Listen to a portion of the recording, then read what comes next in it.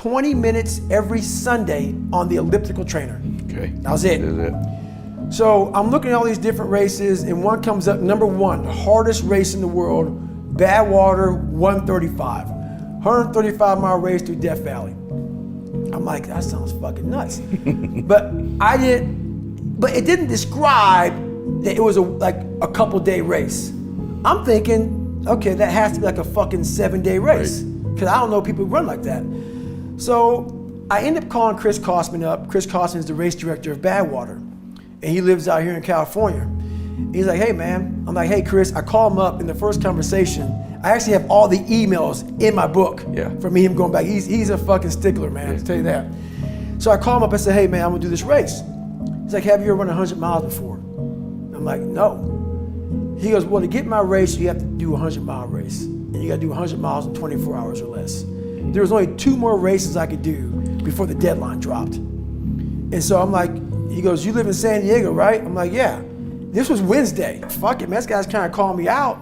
I'm gonna get this shit done. I'm a SEAL, I'm a badass. Been through Ranger school and shit. I got this.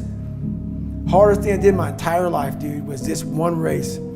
So I go, I sign up for the race, I show up, I'm this big bodybuilder looking guy, shirt off, black hat on, you know, and I set out. So every mile, I'm gonna see this blue lawn chair. I had Ritz crackers and Mileplex. That was my fucking nutrition, man. No water, no nothing, just Mileplex. I get going, I sit down at mile 70. And buddy, I hadn't sat down yet. I sit down and everything falls the fuck apart. Literally, man, I'm like peeing blood down my leg. I have some crap coming out of me, and I got 30 fucking miles to go. And I'm in the worst shape in my entire life.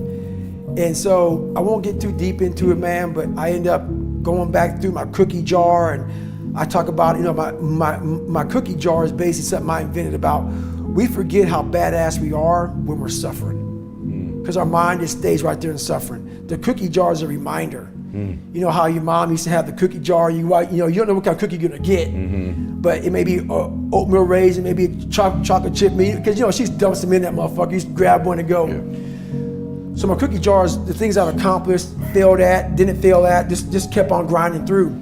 So I take this 1 second, I calm down, so I realize, okay man, I gotta be able to just stand up first, come all dizzy and lightheaded, and I go through this process. And I said, I might quit, but not yet.